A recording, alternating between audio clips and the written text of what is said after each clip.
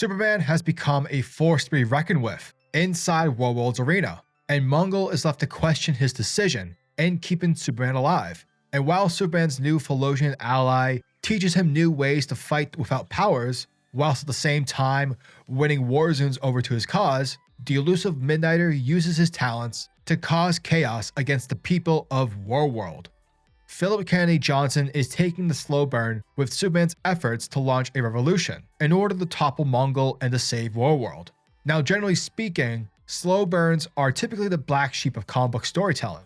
However, because of Johnson's ability to establish a strong, confident pace where each issue thus far has been advancing the plot, it's adding stakes, character growth, and a necessary amount of drama and emotion, so that when we do eventually get to the moment where we get to pull Mongul's pants down, that moment for us readers will feel like when Maximus Decimus Meridius, father to a murdered son, husband to a murdered wife, defeated those chariots in the movie Gladiator.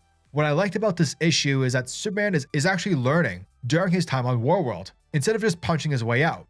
Because, one, he physically can't, and two, it wouldn't be the way to inspire the Warzoons to rebel. And let's be honest, how do you change the minds of an entire planet who all they've ever known about in life is being chained up and knowing various ways to kill? How do you inspire those types of people? Well, it's simple. You have to live and accept their culture. You have to gain respect like Jon Snow and the Wildlings, whilst throwing in some kind words here and there, slowly reminding the people that, this isn't the correct way to live, and that life can be so much better without Warworld. And yet, while Superman is putting his neck on the line in the arena every day, members of the Authority face tests of their own.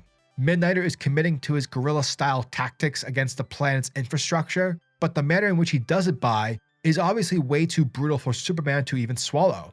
Whilst OMAC is given a twisted choice to have someone she loves back in exchange for her betrayal of Superman. So yeah, I'm definitely a fan of how we are not just seeing Superman being tested, but also the Authority. Riccardo Federici's art makes it extremely easy to enjoy the book.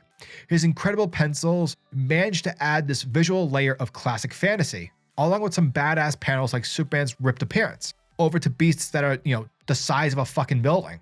Plus, when you add in the colors by Lee Luffridge, providing a warm look as if the colors were scrawled onto a sketchbook, then you've got a look that feels important and quite possibly historical, which fits well with the book's narrative, as it's basically a journal entry of Superman's time here on Warworld.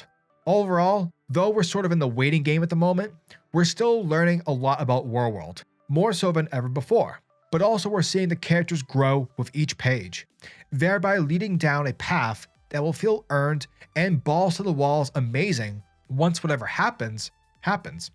Action Comics issue number 1040 gets a 9 out of 10. Issue 1040 picks up with Superman in the arena, fighting alongside OMAC and the Phaelosians, and we see that Superman is learning to fight a hell of a lot better without the use of his powers. Thereby, in doing this, he is gaining respect.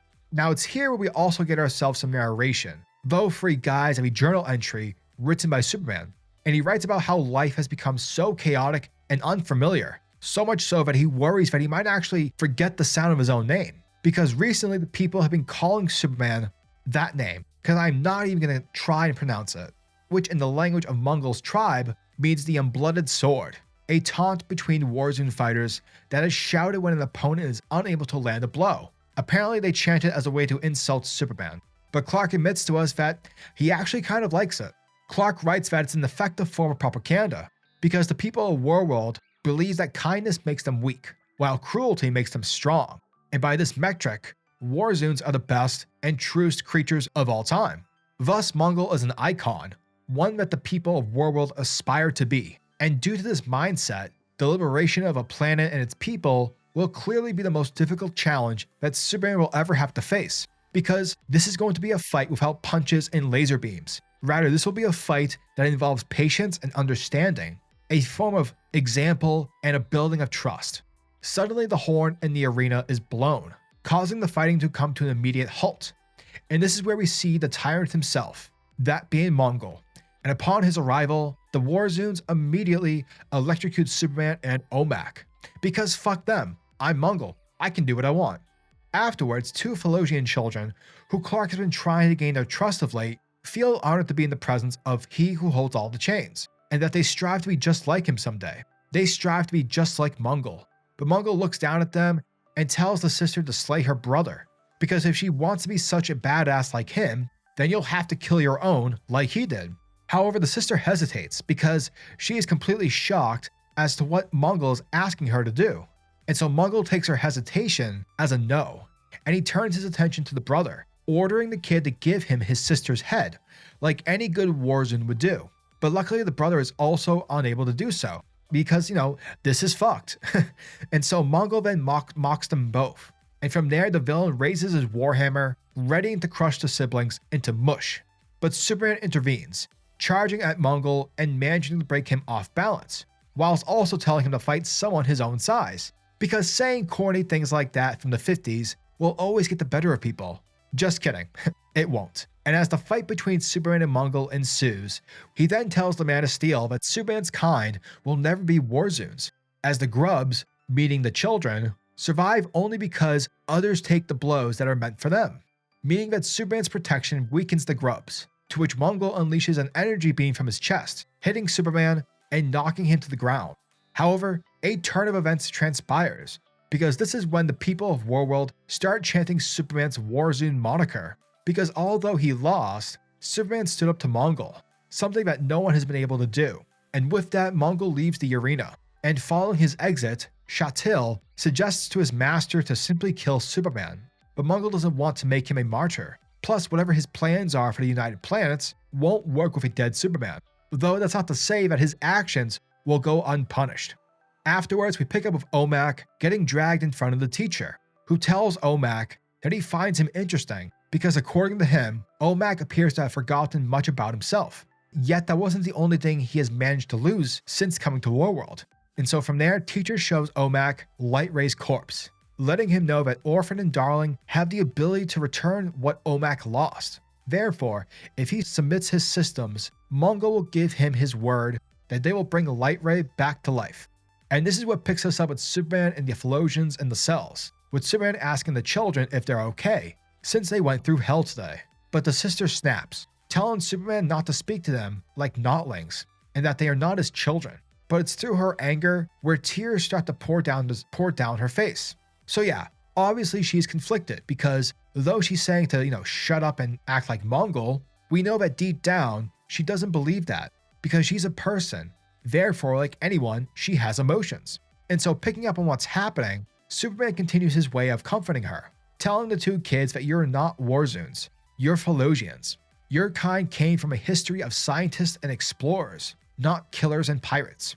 Your ancestors left their homes in order to set off across the galaxy in search of truth and justice. Basically, kids, everything Mongul and his blood priests are preaching is nonsense. Suddenly, the conversation is put to a stop when Natasha Irons arrives, bearing a message from Midnighter, which reads that the revolution is on, telling Superman and the team to be ready to move out once the first Star Forge comes down tonight. Now, of course, Superman isn't happy about this, because this is not what he wanted Midnighter to do, because as we've learned, the Star Forges hold parts of the planet together, and so by bringing down even just one of them could result in cities losing life support, fault lines failing, and massive Warzoon casualties. And despite the fact that the Star Forges are keeping Superman powerless, Superman is unwilling to even consider this plan as an option, because that's not what they came here to do. Therefore, he needs to stop Midnighter in order to stop him from killing thousands of people. To which we see Kryl-Ux interrupt the conversation, saying that he actually has an idea. Thus, later that night, Kryl-Ux picks the lock in their cell, and together, both him and Superman make their escape. While en route to their destination, Kryl-Ux tells Superman that he shouldn't give the Phaelosian children false hope, because in the end, it will kill them. But Superman reasons that he won't let the children believe that their love for each other makes them weak. And as they continue to venture deep into the Warworld caverns, they come across a narrow bridge, the Bridge of Khazad-dûm, where at the bottom are giant worms. And apparently, the stinking gases that these worms expel help make the atmosphere breathable. So yeah, Warworld facts. Gotta love them. Eventually, the pair arrive at a destination, that being the Necropolis, a place filled with secrets. One of those secrets being about a hidden power that's buried deep within, a stone that possesses power, which, if Superman claims, will grant him immense power, so much so that Midnighter won't even have to bring down one of the Star Forges. Now carved across the cavern walls are the stories regarding the stone, and Superman sees that the veins embedded across the walls is Genesis. Thus explaining to Kryl-Ux what Genesis means, Superman tells him that it's what they call it on Earth, and that one of Warworld's warships was fueled by it, with it being highly radioactive and immensely powerful. Upon touching the stone, Superman feels a jolt of power coursing through him, as he seemingly gets his powers back. But suddenly this is where Superman's superhearing goes off, and he immediately panics, telling Kryl-Ux that they have to get back to the cells as quick as possible. And why is that person watching this video? Well, because back at the cells, the Phaelosian children are awakened by the commotion of Warzoons, who recognize the children as the Notlings who Superman favors. Thus they are here to show Superman the price of his actions, because apparently Mongul wants to see the children again, though not alive, but as corpses. Dum dum dum. And that, folks, was the end of Action Comics, issue number 1040. And thank you guys for checking out my video, as it truly means the world to me. And as always, I'm your majestic sayer of words, SuperCliff, and if you guys are new to my channel, then do me a solid by smashing that like and subscribe button, and also hit the notification bell so that you'll never miss out on an upload, and so that you'll always be kept up to date with your favorite top tier comics happening in the comic book world. Now tell me, what are your thoughts and opinions on this issue? Are you guys excited for issue number 1041? How are you guys liking the Warworld Saga? Let me know down in the comment section below. And until the next video, peace.